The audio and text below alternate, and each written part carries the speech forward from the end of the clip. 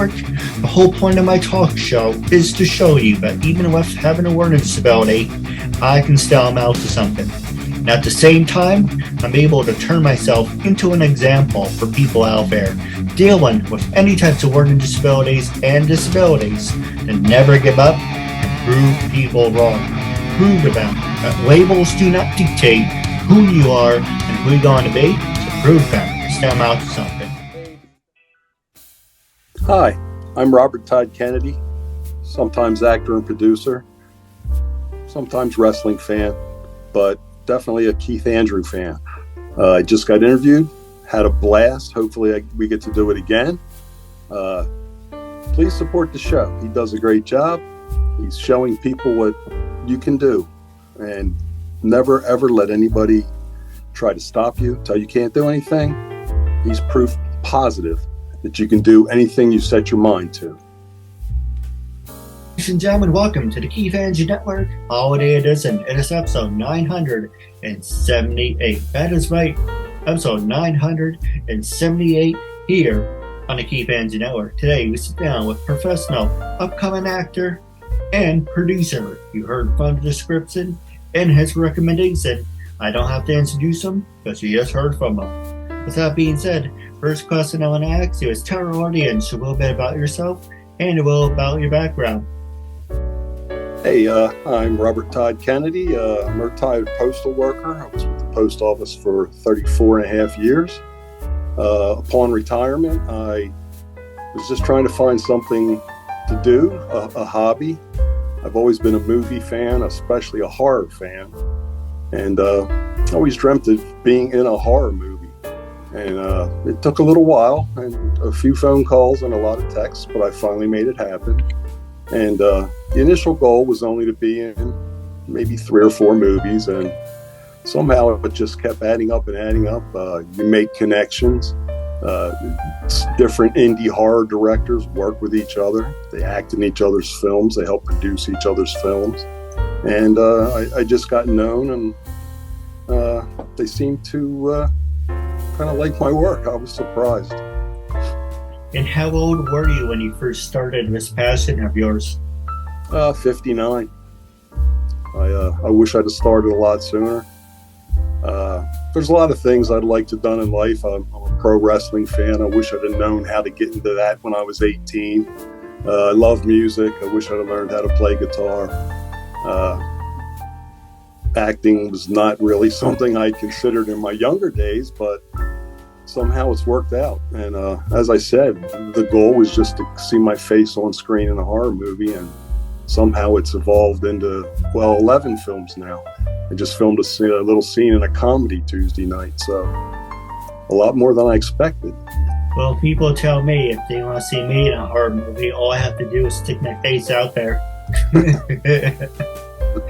Sometimes that is all it takes. Sometimes a lot of footwork and a lot of mileage, and not being trained. I've never taken a class. The only school play I was in the 3rd grade. I was the star, but I did nothing since then, nothing in high school. And I don't know, I haven't really seen anything yet. All the films I've done are in post.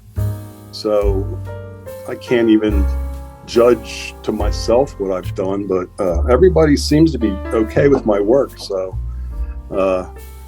like I said, I had to do it the quick way.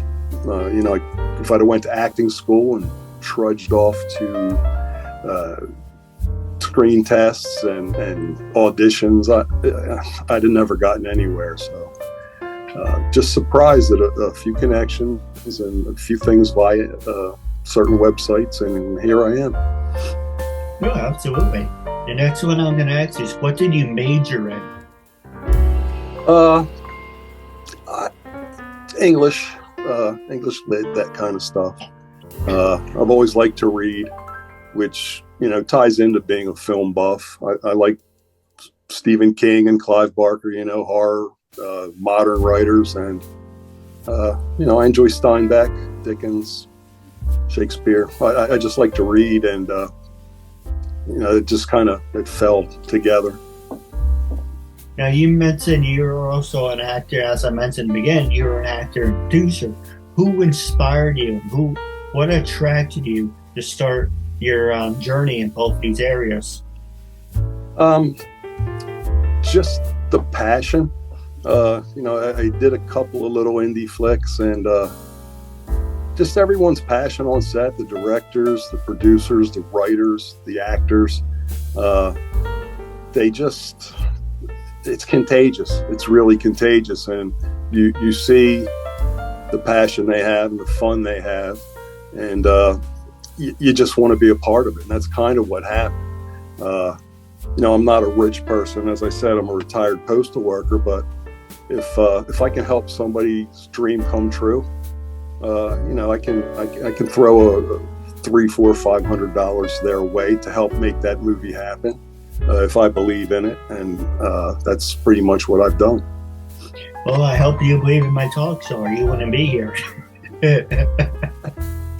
I try to have fun with everyone, but I've watched a few episodes. Very enjoyable. When I had to start out at number 1, I didn't realize I'm number 978. I got some serious catching up to do.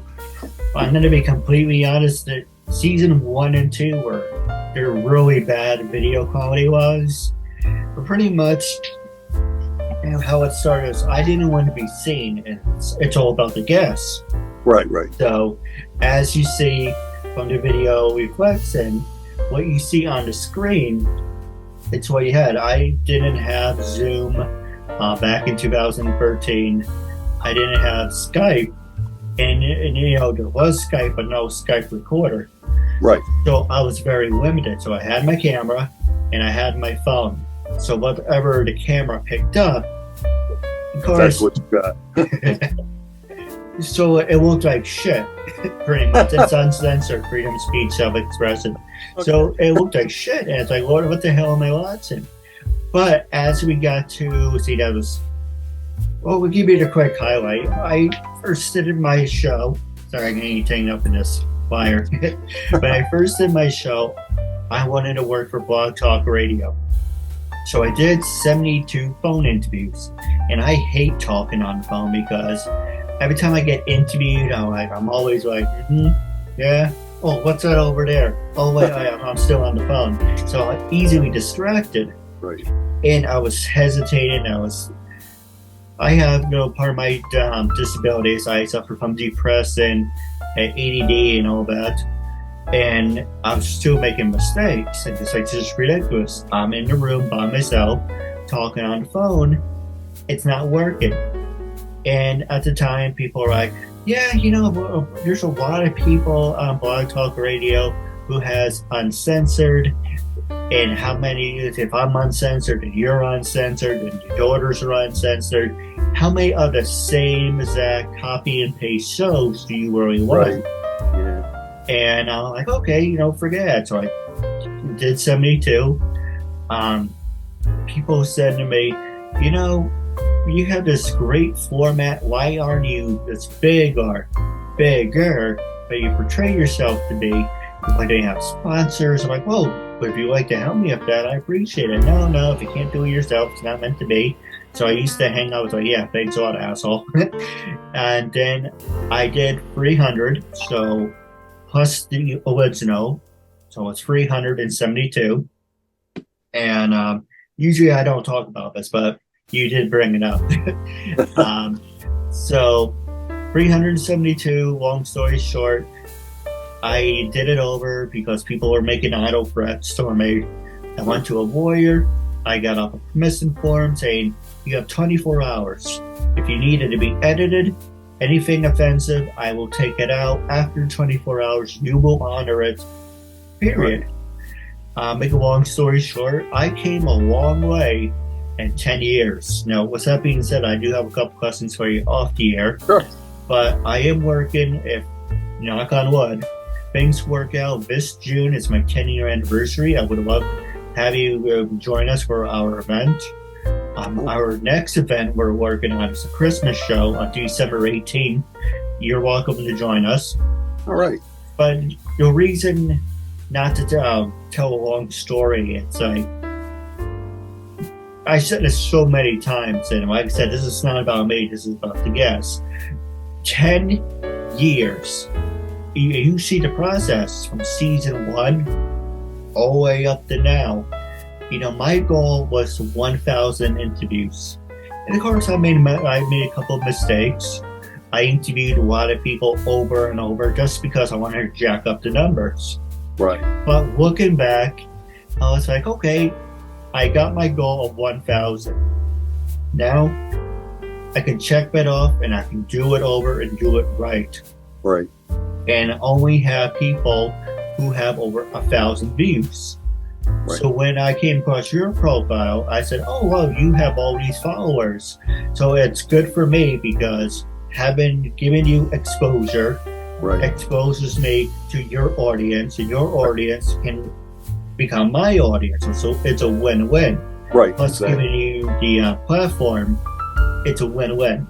Right. So I'm now very selective on who I interview. I'm now saying if your interview doesn't get over 100 views, it's a one-time thing. Not to say I'm an asshole or anything, but if no one's watching your work, right, then why do you have this person on your show? Do you agree or disagree? I totally agree. Totally agree.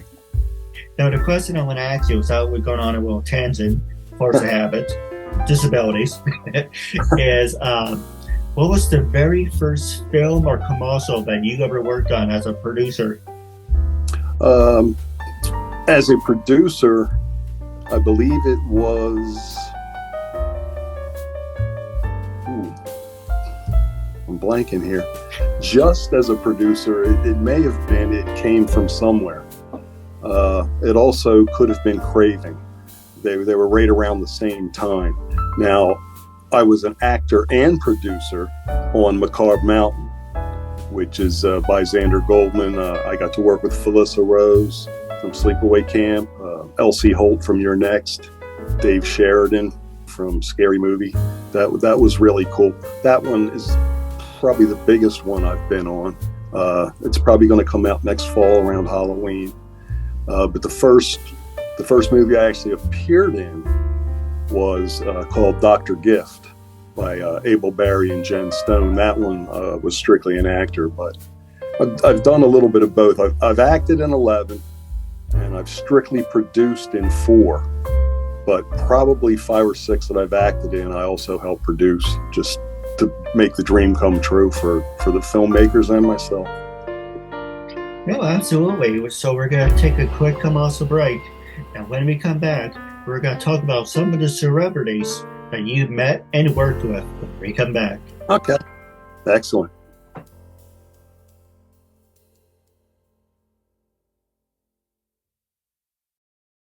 Back from the commercial break, and the very first picture I want to ask you is tell us you met, why am I drawing a blank? Allison Cooper. Oh yeah. I've part of my desire to be in horror movies, as I said, I'm a huge horror fan. I think my parents probably thought there was something wrong with me. When I was 6 or 7 years old, I was watching Dr. Shock's Mad Theater and Horror Theater, and the Universal monsters, and then Godzilla, and then the really messed up stuff. Through that, I started going to a lot of horror conventions. And at the horror conventions, it's not just horror. They'll have pro wrestlers, they'll have rock stars. And at the first one I went to, I got to meet Alice Cooper, and that was like totally cool. A hero of mine. I guess horror and heavy metal kind of go together, and I'm definitely a heavy metal fan. And just at that one convention over the years, I've been able to meet Ace Frehley and Peter Criss, Phil Anselmo, Scott Ian from Anthrax. So it's really cool. Wrestlers, I got to meet Ric Flair, Tully Blanchard, Arn Anderson, all the other Four Horsemen. And then everyone who is everyone in horror, I think I've met. If you name them, I've probably met them. And they're also, so nice. And it's kind of a thing I do, is I just try to find them when they don't have a line, and I can actually talk. I've talked to some of them for 10 or 15 minutes, and it's awesome. Well, for an example, I'm looking at a couple of pictures, and they will be in the video. Who did he talk to about 10, 15 minutes. I see one, you met Gail Kim, you met Kane, you met Chris Jericho. Yeah. I talked to Kane quite a bit. I think the wrestler I talked to the most, surprisingly to me, was the Great Muta. It was at a Philly wrestling convention, and it's like, here's this guy from New Japan Pro Wrestling. He was pretty big in the NWA, and he's like a legend, and nobody's there. So I'm just having this amazing conversation with the Great Muta. It was crazy. One of the best moments of my life at a convention. I mean, he speaks some English, so we were trying to figure each other out a bit, but it was really cool. I'm like, why are these lines so long for everybody else? I mean, they were other great wrestlers, but you can get them all the time. This is a once in a lifetime chance, and that was really cool. And you also mentioned you met Ric Flair. What was that like? Really cool. I've met him a couple of times. He's pretty much what you would think. I don't think there's much character. I think that's just who he is. He's really big, really flamboyant, very nice. I actually had a replica of the NWA 10 pounds of gold belt, and he was really thrilled to see somebody with that. That's what I got him to sign. And because of that, I got to hang out with him a little bit longer than most. That's another trick I've learned. When I met Ace Frehley, two of the members of his original solo band, Frehley's Comet, had just started a band, and Ace can be a little standoffish, but when I sat down, the first thing I asked him was if he heard about 4x with his former bandmates. And it was like we were on. It was like nobody else was at the convention. He talked to me for like it was really cool. And then I passed him later. He was heading to a break, and he high-fived me. So somehow I made a connection with somebody that's not easy to connect with. No, absolutely. Last person I will mention, but that's why what you see in our background, this was my very first championship belt, because I'm like, I've been doing this for long years, and I could have got myself a little trophy for this, trophy for that. Why not have something that I can bring to conventions? Right. So I went to Crowns, and they are known for making custom trophies. I don't know why that was so hard for me to say. Crowns.com, really fantastic. You can make any statue and trophy that you want, and now they actually do championship belts. Wow, that's cool. So $225, and all that's left of it, it's just the centerpiece. What you can see on the camera, what the real Will Flexen is, I didn't ask them to do it. They put little plastic things on it. So when they peeled off, some of the crap came off with it. I'm like, you know what? It's in my closet as a centerpiece. But I like staring at it. Why not use it as a background for the holidays? But I actually have, if you looked at my, it wasn't Hudson Valley Comic Con. It was big event in WrestleCade, where I meet Eric Bischoff, very nice, Kristen Cage, a whole bunch of other wrestlers, and they hold my belt. And some wrestlers are like, okay. But Eric Bischoff, like, what can you tell? What is this? What's the story behind this? And Kristen Cage said, this is a very cool looking belt. What's it about? And I told him about disabilities. And my friend, I consider her a friend, and you got to meet her, Ashley Mazzales. Oh, yeah. She was a sweetheart. Yes, totally. Yes, absolutely. Wonderful, wonderful lady. You hear a lot of horror stories about people meeting celebrities. I always heard horror stories about Joe DiMaggio, Reggie Jackson, Pete Rose. Oh, they're the worst. I met all three of them. They were the nicest guys in the world. I mean, it's just, people have a bad day once in a while, and it hits their reputation, and it's not necessarily how they really are. I actually, when I got Joe DiMaggio, he was only supposed to sign bats and balls. And the lady, and he's having a great day. He's happy, laughing with everybody. Lady in front of him, he gives him a book. And he tells her, I can't sign it. Well, why can't you sign it? I can only sign bats and balls. Sign my book, please sign my book. He finally just snatched it out of her hands, signed it, tossed it on the table. And it's like, okay, now it's my turn. And he's mad. He's been having this great day. It's like, geez, but it actually ended up okay. I have a similar... Oh, go ahead. I'm sorry. No, it was just, he was having a wonderful day and she ruined it. But he got back into nice mode pretty quick. A similar story I have, I got to meet Bret Hart. I was about 5 or 6. And so we're online. He came to Middletown, New York, and we're on there about 2 hours. And when we got to see him finally, and because my parents went off, they're like, oh, this has got to be a while. 2 hours later, or maybe 2 hours and a half, we're still online. So we're standing there. He has his head down, sign and pass. And my dad says, and I mentioned this before, I even told Brett the story. I don't know the last time I got to talk to him. Love to have him on the show. But I was like, oh, yeah, I don't know what happened. You were in a bad mood. My dad's like, you believe this guy? We're standing online for 2.5 hours. He's not even shaking hands, taking pictures. His head's down. And I made up my mind right there.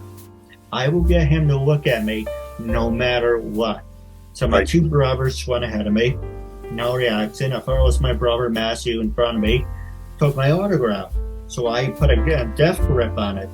Then I realized it was being pulled to the side where Brett was. And I was not letting go. So Brett let go of the paper. And I swear to God, I thought he was going to say, hey kid, you want me to sign this or what? Instead, he stopped. He saw my little hands. He looked right at me. And he smiled. Out of everyone before me, he did not acknowledge. And then he looked behind me. He's saying, he didn't say about the look on his face like, shit. I acknowledged you, now I have to acknowledge everyone else. Thanks, kid. You should acknowledge everybody is always my thing. That's irritating when it's just an assembly line. You wait forever, they're your hero, and I've only encountered that a few times, but I have. They don't even know who they're signing for. They're just looking at the picture and sliding it over. That's true. Now, before I pass this show over to you, I want to ask you about this one. And do you agree or disagree? Words of wisdom of Jason David Frank. Yeah, I heard great things about him. I never met him. But he said, if you go and meet your idol and hero, and you say you're my hero, and they don't accept that, then you should stop being their hero. You should find another hero. Because, do you agree or disagree? That's so tough because, when you look up to somebody for so long and you'd give anything to spend 5 seconds with them, shake their hand, get a picture. It's hard, but I think for me personally, it depends on the level of disconnect or downright rudeness. I understand they're busy. It's got to. I mean, it's wonderful to be recognized and loved, but just everywhere you go, I'm kind of 50-50 on it. I mean, if somebody was just downright rude, or especially to a kid, like there's been 1 or 2 occasions where I've met somebody, not at a show, just out in general, and they signed autographs for the kids and, not for the adults. I mean, I've been a fan forever, but that doesn't upset me. You sign for the kids, and that's, it's kind of disappointing, but, I'll get you next time is the way I kind of look at it. But if somebody's just downright rude to you, I'd forget about them real fast, personally. No, absolutely. And I was really shocked to, Jason David Frank. He will always be Mighty Morphin Power Rangers to me. And it wasn't just, you not saying, well, why not? I guess in a way I am old because I look back at my childhood and I'm like, Jesus, I grew up watching Jason David Frank, and he committed suicide. if I'm depressed. Yeah. And then I don't know if you know Kevin Conroy, the Yeah. voice of Batman. I'm like, Yeah. it's really this time of year. It's really depressing watching your childhood explode in your face. Yeah, and I have two daughters that are in their early 20s. So, yeah, I grew up with the Batman animated series and Superman animated series and Power Rangers. We went and saw the movie. I mean, yeah, I was a fan of both of those guys. And, yeah, I was sad too. Of course, like I said, I'm 59, so I kind of grew up with Ultraman and Space Giants, who were 20 years before, 30 years before Power Rangers. But yeah, through my kids, I did see a lot of those shows as well. Yeah, absolutely. I enjoy talking to you, so we will definitely do a part 2. But with the last 5 minutes, I'm going to pass it over to you. What is coming up on the horizon for you? Okay. So far, one film, I did a film at home scene. It's called Smile, not to be confused with the big studio release called Smile. It was originally called Dark Carnival, and then they changed it to Smile, and we were thinking about changing it to Smile of the Cheshire, but I think it's ultimately going to stay at Smile, and that's available on YouTube. You can watch that on YouTube. The other movies I've been in are all pretty much in post-production.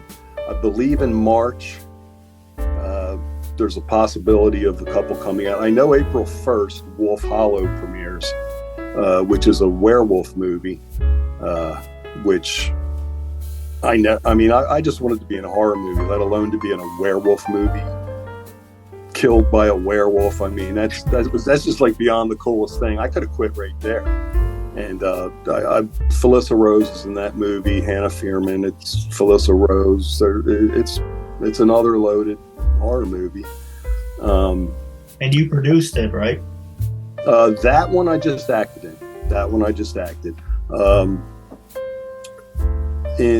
As I said, next fall, Macabre Mountain's going to come out, and the cool thing about that is we filmed a lot of it at Maniac Mountain, which is a haunted attraction at Halloween. And the owner of Maniac Mountain sometimes screens movies. So the thinking is that's where we're going to have the premiere of Macabre Mountain. He puts a big screen up at the haunted attraction, and we'll have autographs and pictures, and get to see the premiere and do the 3 different the mazes and such. So, I mean, that'll be a kind of a unique premiere. I'm looking forward to that one. And I also had a very small scene in an upcoming film called Stream. And Stream is by Fuzzle and the Lens Productions, the folks that did Terrifier and Terrifier 2. Terrifier 2 is just taken off. I mean, they spent maybe $250,000 on that movie, and it's made over $12 million. It was supposed to do a 4-day run in theaters, and it was held over and held over and held over. So I'm kind of hoping the same thing happens with Stream, that they can get it in theaters. And as I said, I'm not in it very much, but my character's a perfect setup for the sequel. So hopefully that could happen someday. But yeah, I've just done 10 movies so quickly. Late Checkout, with Josh Graves. Elsie Holt and Felissa Rose were in that. I acted with Felissa. I did a film called Woods Witch by Sean C. Phillips and Lauren Francesca. I worked with Lisa Wilcox, who played Alice in The Nightmare on Elm Street 4 and 5. That was really cool. Tom Sizemore was on that picture as well. I got to meet him. I didn't work with him. And then I helped them produce their next movie, Mistletoe Massacre. And now I just acted with Bai Ling, who I'm a huge fan of. I've seen all of her movies.